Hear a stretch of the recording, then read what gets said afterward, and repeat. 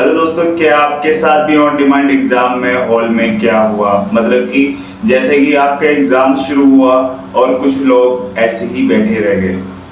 मतलब वो कुछ पढ़ नहीं रहे थे और सिर्फ सो रहे थे या फिर कुछ बैठे हुए थे, कुछ पेपर में लिख नहीं रहे थे, आपको नहीं मिला। या फिर हेलो दोस्तों, क्या आपके साथ भी ऑन डिमांड एग्जाम में हॉल में क्या हुआ? मतलब कि जैसे कि आपका एग्जाम शुरू हुआ और कुछ लोग ऐसे ही बैठे रह गए। मतलब वो कुछ पढ़ नहीं रहे थे और सिर्फ सो रहे थे या फिर कुछ बैठे हुए थे, कुछ पेपर में लिख नहीं रहे थे। आप उन बच्चों को देख के काफी शॉक्ड हुए हुए। और आपके एग्जाम हॉल में क्या ऐसा भी हुआ है कि कुछ एग्जाम हॉल का जो क्वेश्चन पेपर है आपको नहीं मिला? या फिर आपके साथ भी कोई आके बोलता है कि मैं आपका कंप्लीट करा दूंगा, तो हमारे से कांटेक्ट रखिए, हमारे को इतने पैसे दीजिए। क्या आपके साथ भी ऐसा हुआ है? अगर हुआ है तो इस वीडियो को लास्ट तक देखना जरूरी, ठीक है? और अच्छी लगे तो इसको सब्सक्राइब करना, ठीक है? तो हम बात करते हैं जो हमारा एनओएस का हॉल एग्जाम सेंटर है ऑन डिमांड का। वहाँ पे एक केंद्रीय विद्यालय चल रहा है या हमारा हेडक्वार्टर चल रहा है। तो केंद्रीय विद्यालय में हमारे जो बाहर होता है ना, बहुत सारे बच्चे आते हैं एग्जाम से पहले, जो टाइमिंग होता है हमारा, तो उसमें बच्चे आते हैं और खड़े होते हैं। कुछ बच्चे होते हैं जो पढ़ के आए होते हैं, कुछ बच्चे होते हैं जो बिना पढ़े और किसी के थ्रू आए होते हैं, ठीक है?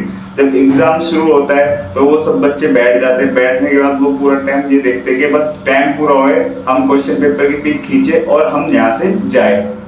उनका बस ये टारगेट होता है, हमारे क्वेश्चन पेपर में बस नाम फिल करना, उनको प्रेजेंट लगानी है अपनी, ठीक है? और आप लोग जो पढ़ के गए हो वो आप सोचते हैं कि हमारा कंप्लीट कैसे होगा। तो इस पेपर में फेल होने का सबसे बड़ा रीजन ये होता है कि ये है ना, जो हमारे सीबीएसई के अकॉर्डिंग बनाया जाता है पेपर, क्योंकि इसमें पूरा सिलेबस होता है। हम सोचते हैं कि हम जल्दी से कर देंगे। ये उस बच्चे के लिए जिसने सीबीएसई में पूरी तरीके से अपनी साइंस का या जो भी है पूरा सब्जेक्ट पढ़ा है, तो वो ये पेपर दे सकता है। उसी के अकॉर्डिंग ये पेपर बनाया जाता है ऑन डिमांड का, तो इसलिए टफ होता है। इसमें सभी सब्जेक्ट आते हैं, मतलब सभी चैप्टर भी और सभी सब्जेक्ट आते हैं, ठीक है?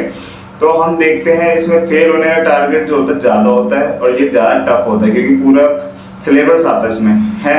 और जो बच्चे जो आते हैं हमारे किसी किसी के थ्रू, उनका पहले से टाई अप होता है और एनओएस में चीटिंग वो कराते हैं जो लोग होते हैं। और कुछ सेंटर हमारे पकड़े जा रहे हैं जो कि चीटिंग कराते हैं और कार्रवाई होती है। अब देखो, नॉर्मल सी बात है, जैसे नीट बड़े एग्जाम में भी चीटिंग हो सकती है, तो एनओएस से, ठीक है?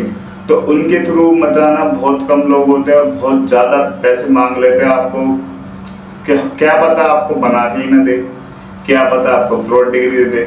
तो इन चक्करों में नहीं पढ़ना है। जो आपका मेन टॉपिक है वो पढ़ो, जिसका हाई वेटेज वाला चैप्टर है वो पढ़ो और आराम से निकल जाओगे इजीली, ठीक है?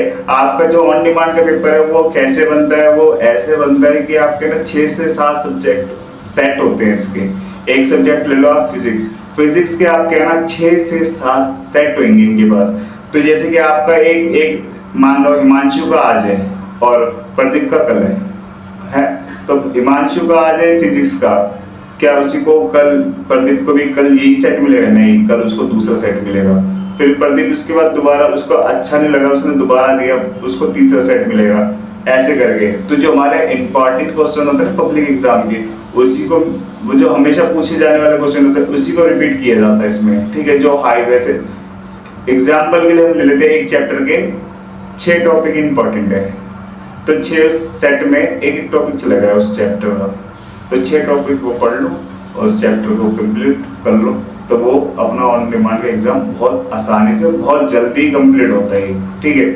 इसमें फिक्स पढ़ना होता है, ज्यादा लेंथी नहीं, फिक्स जो इंपॉर्टेंट है।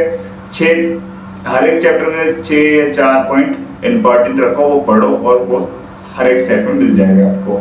पूरा चैप्टर पढ़ने की जरूरत है, मगर उसको थोड़ा बेसिक नॉलेज होना जरूरी है इस चैप्टर की, ठीक है? तो ये वीडियो जो थी आपके लिए हेल्पफुल रही हो तो इसको, चैनल को सब्सक्राइब कीजिए और लाइक कीजिए।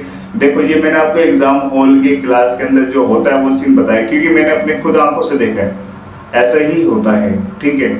और आपका प्रैक्टिकल भी वही होगा। और ये वीडियो आपको अच्छी लगी तो प्लीज चैनल को सपोर्ट कीजिए। Thank you.